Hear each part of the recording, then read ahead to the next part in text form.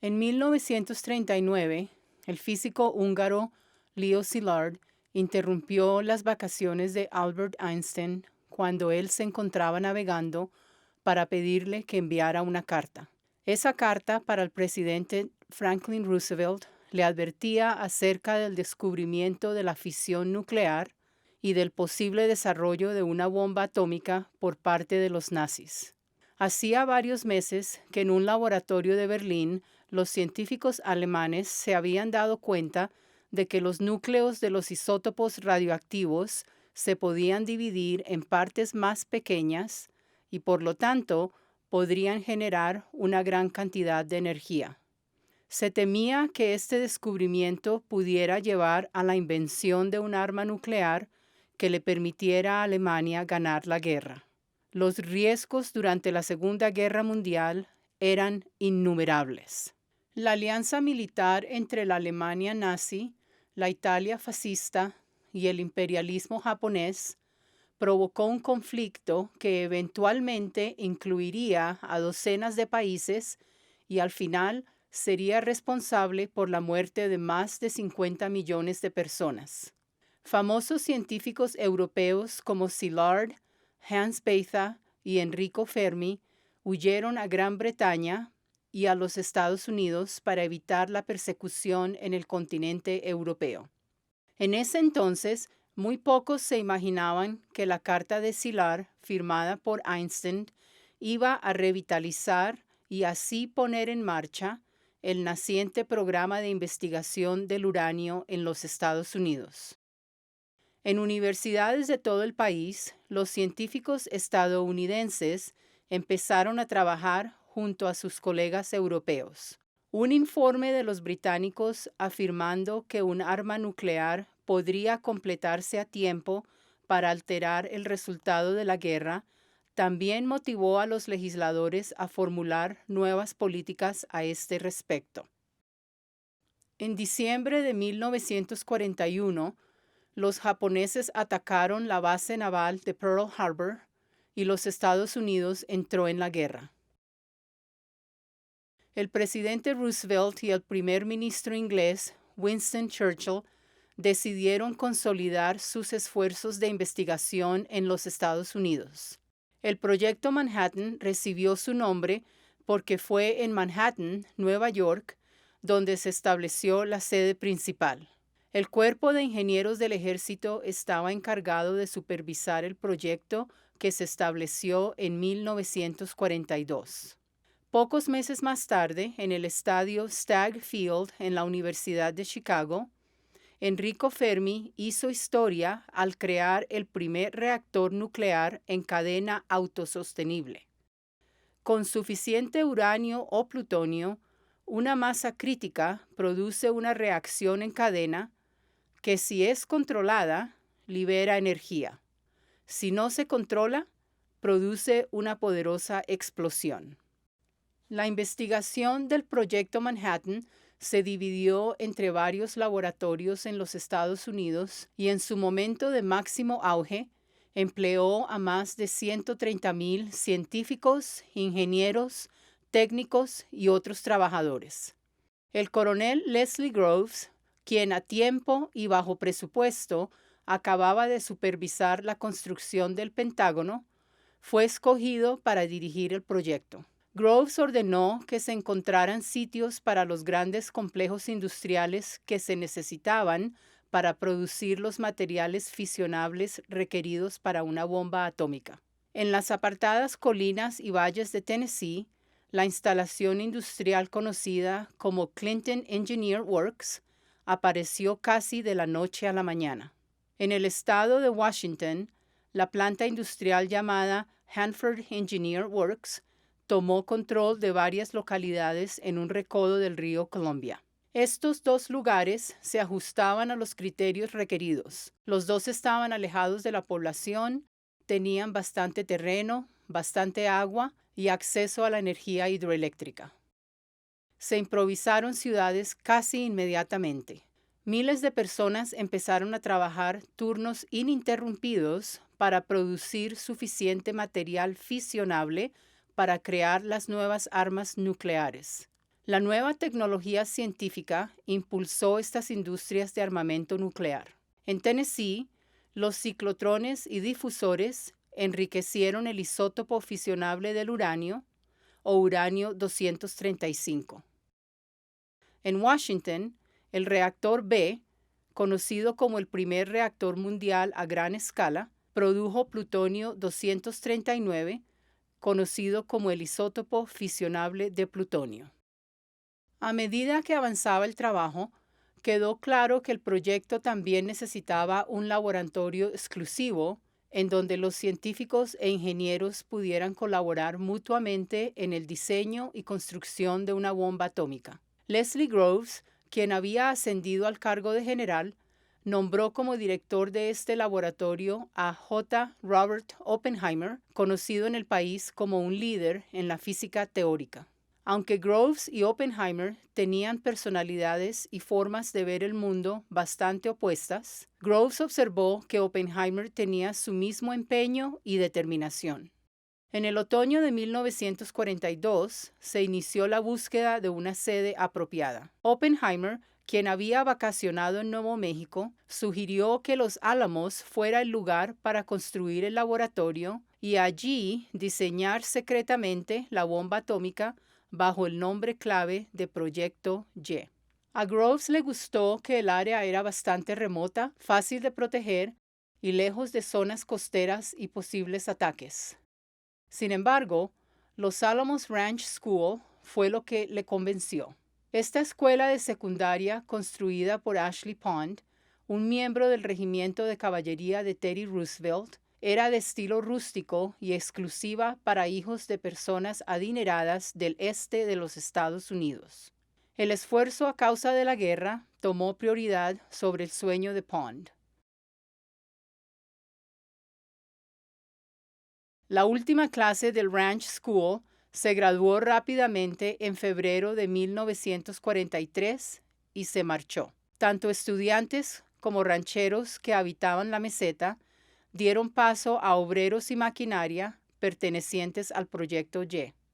Aunque los grupos indígenas de los alrededores no fueron desplazados por la toma oficial de la zona, ya no se les permitió el acceso a la meseta, lo que efectivamente restringió su habilidad de practicar sus antiguas tradiciones. Tanto la sede de la escuela como las viviendas de los rancheros se convirtieron en improvisados laboratorios y talleres. La base principal del laboratorio se construyó al lado de una laguna cercana al Ranch School y se empezó a solicitar maquinaria procedente de universidades de todo el país para Los Álamos.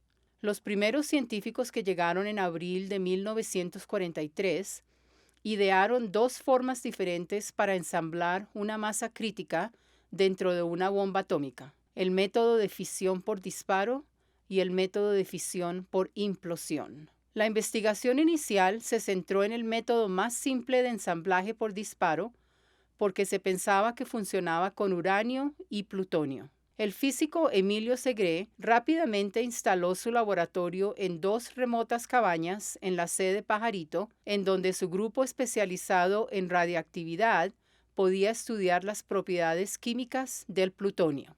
Estas cabañas estaban lejos del ruido de la ciudad y de la interferencia de otros experimentos en la sede principal del laboratorio. El ensamblaje por disparo estaba siendo probado más arriba de la meseta, donde se podían disparar proyectiles a alta velocidad y al mismo tiempo ser analizados usando un periscopio. Finalmente, el ensamblaje por disparo, en el que una masa de uranio se podía disparar hacia otra masa de uranio, funcionó. Este diseño se llamó Little Boy. Llegaron más científicos e ingenieros y el Proyecto Y comenzó a verse como un verdadero pueblo. Las calles eran terribles y las casas, a excepción de las que se habían construido para Los Alamos Ranch School en Bathtub Row, estaban mal fabricadas. Aún así, los científicos, sus familias, las integrantes del Cuerpo de Mujeres del Ejército y los hombres de la División del Cuerpo de Ingenieros del Ejército empezaron a formar una auténtica comunidad. Todos llegaron con una meta o rápidamente encontraron una. En los laboratorios y talleres se escuchaban acentos de diversas partes del país y del mundo. La urgencia de la guerra implicó que a las mujeres casadas se les animara a trabajar en diferentes áreas técnicas de acuerdo a las habilidades que poseían, haciendo experimentos científicos, trabajos administrativos o de computación, contribuyendo algunas veces en forma poco más convencionales para mujeres de la época. Por ejemplo, las mujeres trabajaban de secretarias, mecanógrafas, enfermeras, doctoras, técnicas en explosivos de alta potencia y químicas. Las mujeres de Los Álamos contribuyeron considerablemente al proyecto, aunque también se esperaba que fueran amas de casa y criaran a sus hijos. Las personas hispanas e indígenas de las comunidades vecinas también fueron muy importantes para el éxito del Proyecto Y. Se les contrató para labores domésticas, de mantenimiento, de construcción y trabajos técnicos. Para agosto de 1944, era evidente por medio de la investigación de Segre que el plutonio nunca funcionaría con el ensamblaje por disparo. La crisis del 44 llevó a Oppenheimer a una reorganización del proyecto y creó la necesidad de más trabajadores e instalaciones. El enfoque en el diseño de plutonio cambió de la noche a la mañana y pasó del método de disparo al más prometedor método de implosión para crear una masa crítica. Esto es lo que se conoce como Fat Man. Suena bastante sencillo. Se usa una explosión interna o implosión para ensamblar una masa crítica de plutonio fisible, comprimiéndola hacia adentro por medio de explosiones sincronizadas.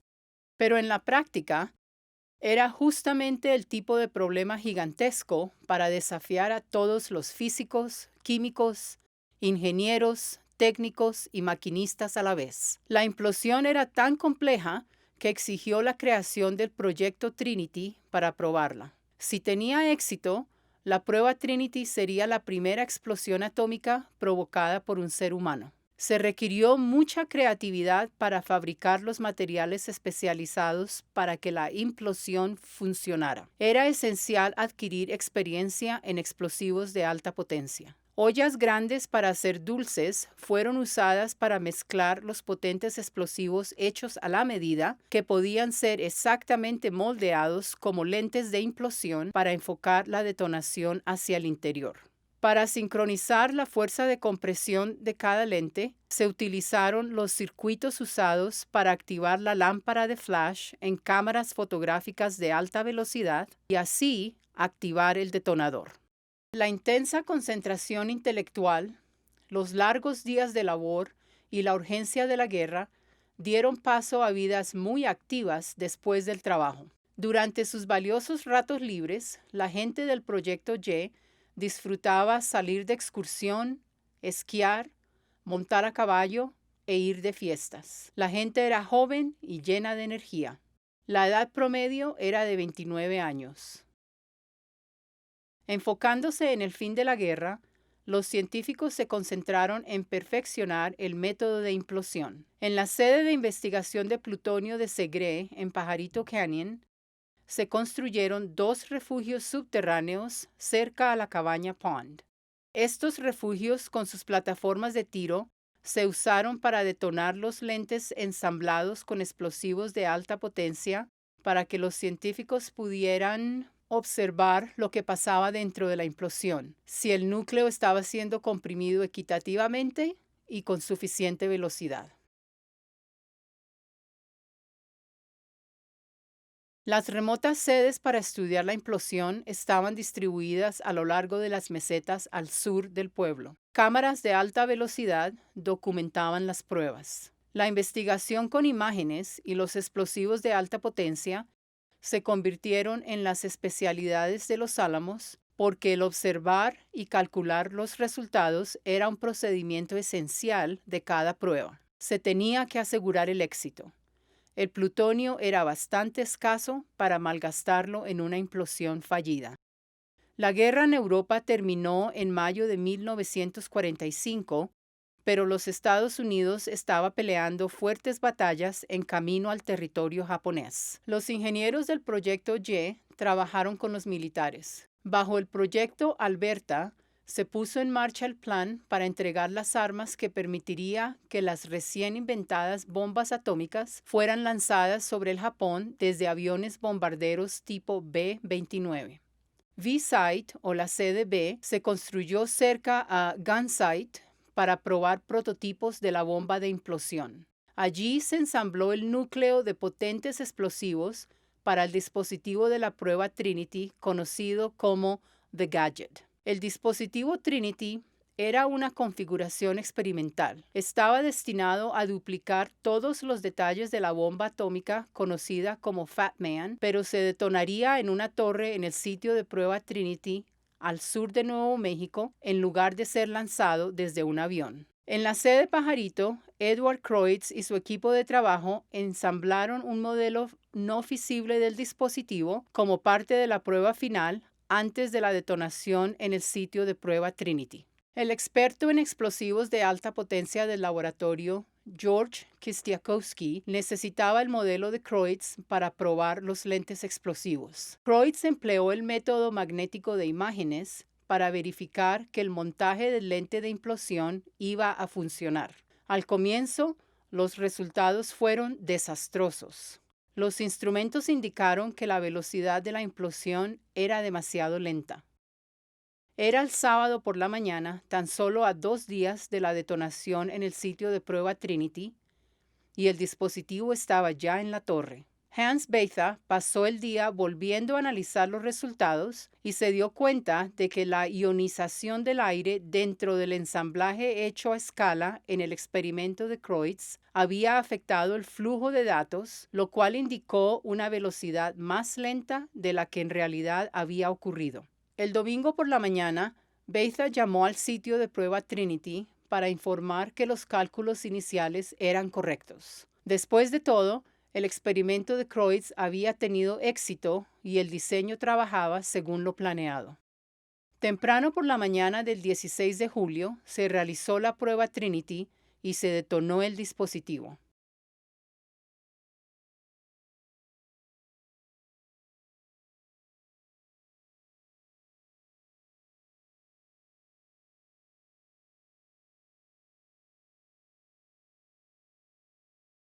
Fuera que estuvieran en el sitio de prueba Trinity o en improvisados sitios de observación, los integrantes del Proyecto Y fueron los primeros testigos del nacimiento de una nueva época. El 6 de agosto, el bombardero llamado Enola Gay lanzó sobre Hiroshima una bomba atómica de uranio tipo cañón conocida como Little Boy.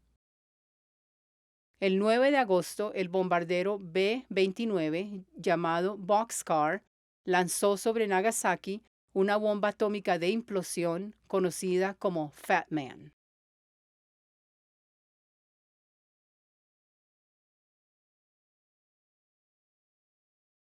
El proyecto Manhattan acababa de desencadenar una fuerza destructiva nunca antes vista. Cada arma nuclear cobró decenas de miles de vidas, dejando a las ciudades en ruinas. El poder de destrucción de estos ataques y la entrada de los rusos a la guerra el 8 de agosto forzó al gobierno japonés a rendirse incondicionalmente. Después de años de derramamiento de sangre, la Segunda Guerra Mundial terminó el 14 de agosto de 1945. Con la misión cumplida, Oppenheimer renunció a su cargo de director del Proyecto Y cientos de personas regresaron a sus vidas de antes de la guerra. Para tomar la vacante llegó Norris Bradbury, quien ayudó con la transición del laboratorio hacia su nueva labor de refinar el poder disuasivo nuclear de la nación. Los avances que se lograron por medio del Proyecto Y a nivel de ciencia, tecnología e ingeniería fueron la base para el trabajo del laboratorio después de la guerra. Durante las décadas siguientes, el Laboratorio Nacional de Los Álamos se convirtió en la institución interdisciplinaria que existe hoy. Es un lugar donde los científicos, tal como sus precursores que vinieron en tiempo de guerra, ponen en práctica sus diversos conocimientos para resolver los retos técnicos más urgentes que tiene la nación.